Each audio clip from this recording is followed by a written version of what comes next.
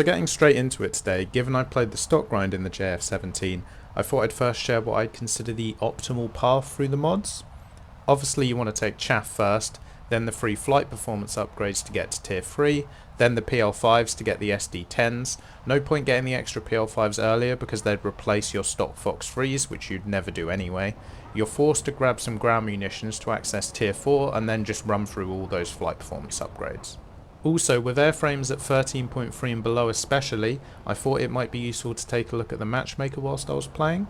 I had a slight tendency for up tiers and full down tiers were the least likely, but I'd say this was a manageable Matchmaker in general.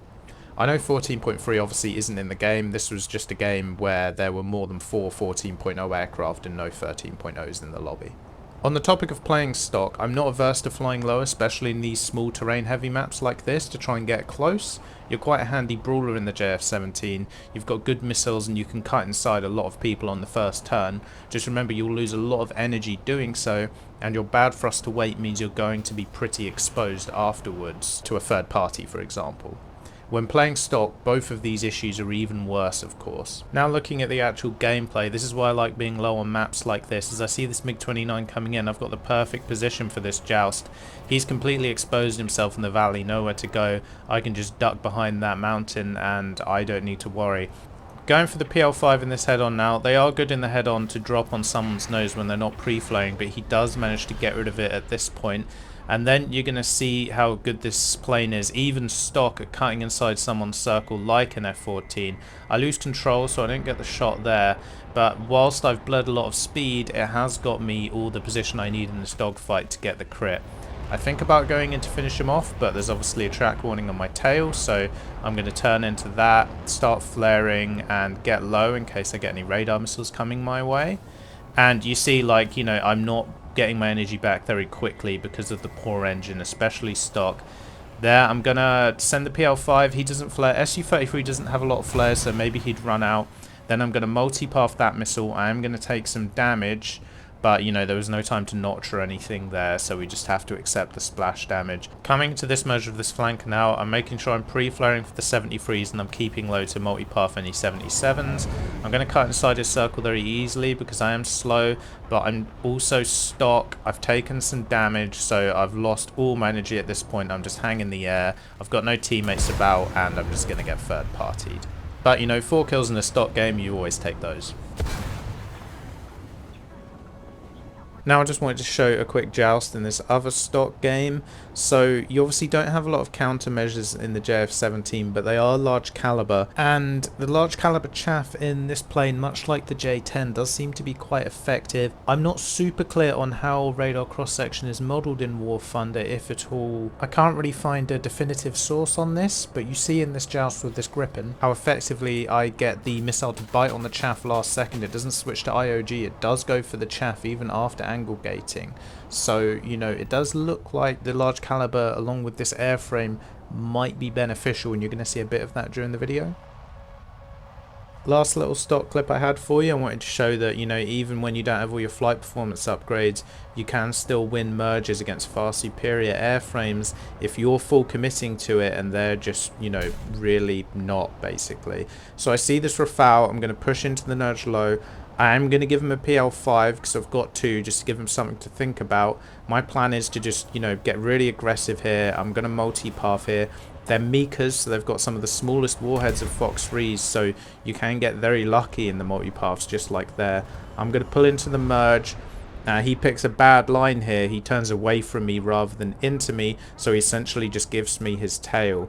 Lots of separation, so I can pre-lead my PL5 and pick up a really quite easy kill. And I wanted to show this one because I find this a lot in AirRB, and it's like, if you approach a situation like that with a very clear plan and full commit to it, a lot of the time you will come off as the winner, because most people will not be doing that and they might become a bit flustered. Like, I got the impression in that fight that he was a bit hesitant. He was kind of just hoping that his Mika would just do the work for him, that he wouldn't have to dogfight, whereas my mindset was just like, I'm going into a dogfight here, how am I going to win the merge, basically?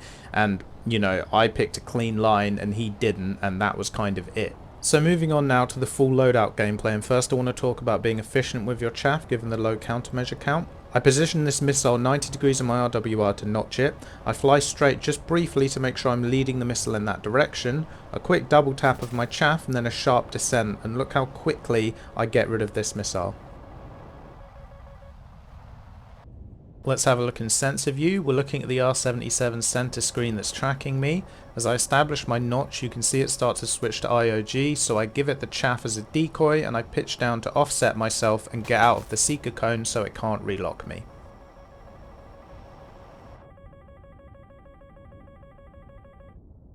This next one's going to be a Furball. It's very important to note all the F-14s in my RWR, so I was expecting this, and you've got to be very aggressive in your notching when you're coming against a Furball, because they'll be on top of you in a very short amount of time. I'm going to be a bit more aggressive on my chaff here. They do scare me a bit of how quickly they get on you, so I'm dropping a bit more chaff than usual, and I'm pitching down aggressively, and look, just like that, it's already gone. A lot of clutter in the sensor view for this one, so I was messing around with the settings a bit. Just try and keep an eye on the two Furbals in the middle of the screen, which are the ones tracking me. They're briefly switching to IOG. I give them the chaff decoys, I aggressively pitch down, and they harmlessly fly off into the distance. Give you one more now, and this one's going to angle gate a bit as well, which I'll show in sensor view afterwards, so I get the track on missile warnings. Going into my notch, again fly straight briefly, double pop some chaff, pitch down. The missile doesn't go away as fast as it usually does, so I pop some more chaff while I'm defending here, and then you'll see it gradually start to fade, and I realize the warning is now coming from that Mirage 2000, so I know I've defeated the missile. Jump to sensor view now, you see it tracking me. Go into the notch, it switches to IOG. I put some chaff out, you see it sees the chaff, but it's still staying on IOG, so that's why you're pitching down. I'm getting out of the way, and then it does bite on the second load of chaff I pop out. So as we pop into some normal gameplay now, as I'm defending this early missile in the same manner as before, note that I am flying below contrail height. This is one of those where I don't like to go too high and sort of, expose myself visually.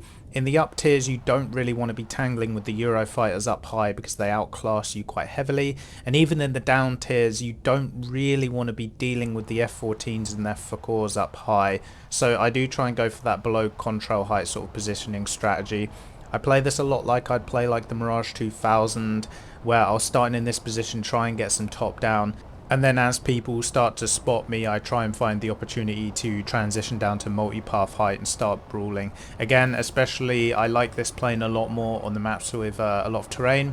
To be fair, I prefer most planes like that, but any plane that I'm not playing super high, like say a Eurofighter or an F-15, I prefer lots of terrain to work with to, mask my approaches, to make defending missiles a bit easier and just make myself a more difficult target to kill. So in this game, I've allowed the Furball to develop first, so, I'm one of the people that gets to come in and try and pick people off. They're busy fighting the people around them, so I get a nice missile off there, then I'm going to get low in case anyone's firing back at me. He's in the middle of dogfighting people, so he just doesn't really have the awareness to defend that missile. Again, with this MiG-29, he wasn't quite low enough, so I give him the missile. He does move into a notch, but he doesn't chaff, it seems like, so he still eats that missile. Then we spot the Mirage coming in. Going to pull into this merge. I don't think he's actually going for me. I think he's just trying to get that guy off his tail, so I'm not sort of too worried. I go for a very ambitious PL5 there. I shouldn't have wasted it there. I should have established that he was turning into me. I'm quite happy to notch now and defend. I'm not worried about the other people around me because they're, caught up with my team. So I don't need to full commit to dogfighting them. So I'm just going to defend from that F-15, and I'm going to try and stop the people doing what I did before, who are trying to come in and pick people off. I want to stop them from doing that. It's very important when you join in a Furball to constantly try and maintain your awareness, because the Furball's like a magnet. It's attracting everyone in the map towards it, so always be ready for those people coming in and off angles. So I'm looking at this F-15 now, coming in from up high. I don't immediately fire because I've only got one ST-10. I don't want to waste it, and that's when I see the F-20 on my tail. I'm going to turn in. You don't have HMD in this, so you've got to get used to using the ACM frame. So see how I use the long ACM frame there to get my missile. I don't fire it super off bore. I pull in a bit because it's only an F-20. I'm not too worried about the missiles he has, so I'm gonna give my missile less work to try and guarantee I get the kill. Then as I kill him, I notice an F-15 pop up on my tail. He's going quite fast, I can see that from the closure rate, so I just make sure I roll out of his guns. He easily overshoots. I've got the lock with the PL5, so I just need to pre-lead it a bit because it's quite close, so I'm just using my pitch up key here just to get the missile a nice pre-lead and make sure it gets the kill for me.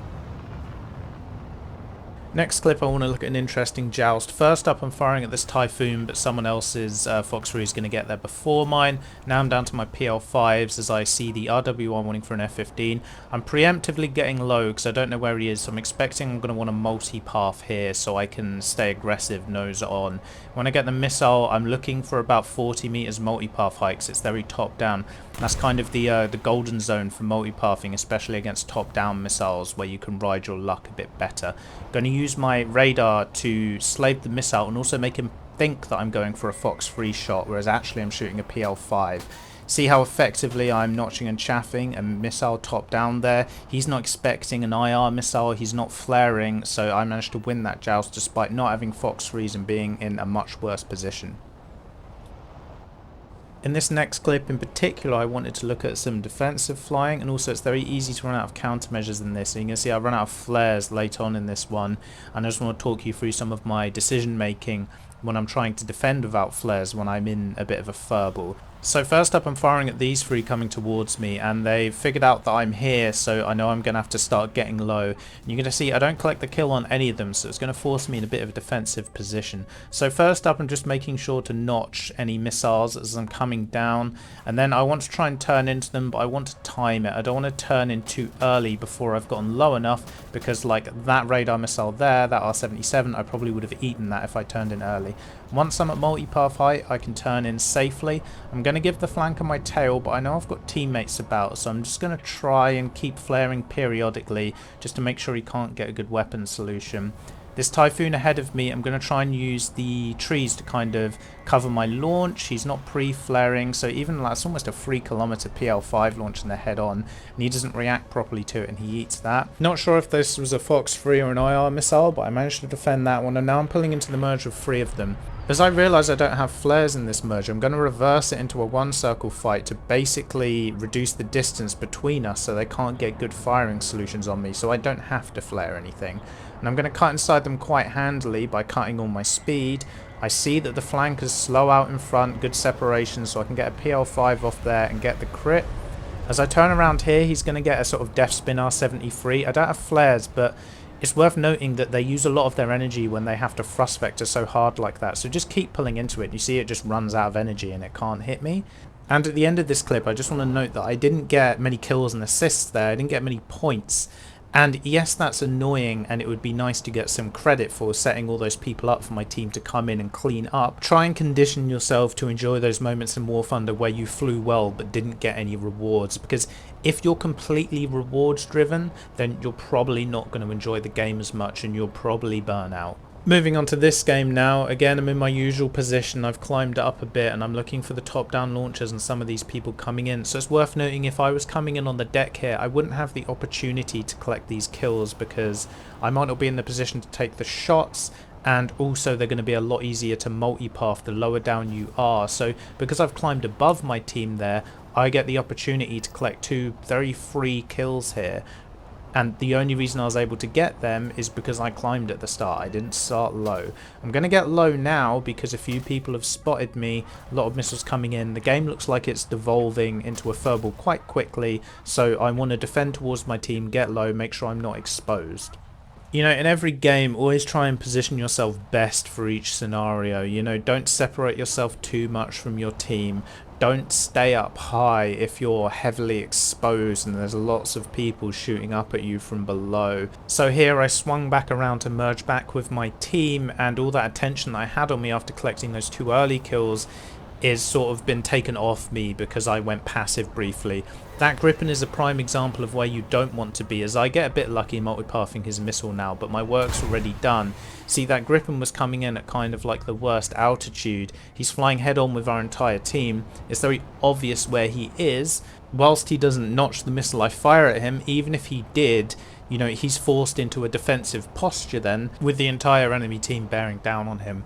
If he was at multi-path height in that situation, he can stay aggressive and potentially still pick up some kills. whilst having that crutch of the terrain and the multipath effects to avoid any launches on him. There was no one else on our team at altitude, so multipathing is very easy for missiles that are fired at you from low down rather than up high, so he doesn't need to worry about that. He should go to multipath height so he can stay aggressive. Last game now, once again, very familiar position. I've not received any pressure from anyone up high, so I'm in a nice position here to collect some top-down kills. And as I get the crit on this gripper, note how many Eurofighters on my team are ahead of me down low on the left. Like, especially in something like a Eurofighter, playing on the deck at the start, not flying in high, you're limiting your potential so much with the power of your engines and the range of your AMRAAMs. You really want to be making use of that at the start. There's really no sense at top tier starting on the deck. Your options are just so heavily limited. Now I'm just going to get the ACM launch on them coming in. I'm going to start getting a bit lower now because it looks like it might be devolving. I don't want to be overly exposed. I see this Eurofighter, I get the missile off, and then I'm just offsetting. You're going to see how weak AMRAAMs are. By the time he gets the launch off, I don't even really notch this. The missile just can't pull into me. That's how weak AMRAAMs are once you get into those really close range scenarios. And that's why you want to be playing a Eurofighter up high. A Eurofighter against even a JF-17 that I'm in here, 13.3 plane, I would much rather be in a JF-17 in those sort of close range jousts. I don't have HMD, but I've got the much better performing missiles for those situations. In my opinion, he should be up super high using his power and his AMRAAMs to just kind of dominate me, because I can't contest him if he's up super high. I don't have the engine performance, I don't quite have the missile performance, so he should be dictating how the engagement plays out rather than getting down low here on my level. Again, look at all these Eurofighters down here. At this altitude, at this close range, I don't see them as much of a threat because their AMRAAMs and 9Ms aren't going to do any work for them in these close ranges. Now I'm going to end up merging with this Gripen that I wasn't expecting. I came in quite fast compared to him, so I overshoot and he gets my tail quite quickly. So I'm going to go up high because the theory is he's lower energy than me at this point. So if I lead him up, then I should be able to equalize the fight a bit. Just as it does look like I've managed to neutralize it a bit, I get an assist from we'll call it a friendly F-16 at this point. I'm then going to get the launch off on him and just get the finish off credit because someone else gets a severe just before I fire. That will be all for today. I really enjoy this plane. It's pretty much just a weaker J10 at a lower BR, but that's perfect because the J10 was one of my favourites anyway. Just be conscious of your poor thrust to weight and energy retention, but remember you can use that excessive speed bleed to cut inside people on the first turn very easily. If you still have some of your PL5s left, this is often all you need to win a dogfight. As I mentioned as well, try to be conservative with your countermeasures, given you don't get many, but you should have seen that the large caliber makes them quite effective, much like the J10. Overall, it's a lot of fun. The stock grind can be a bit painful with the flight performance being even worse, but to be honest, what stock grind isn't a bit painful? Next video, I think I might try the freshly buffed Su-27 SM. I'll see what I fancy. Regardless, I hope you enjoyed the video, and I'll see you again next time.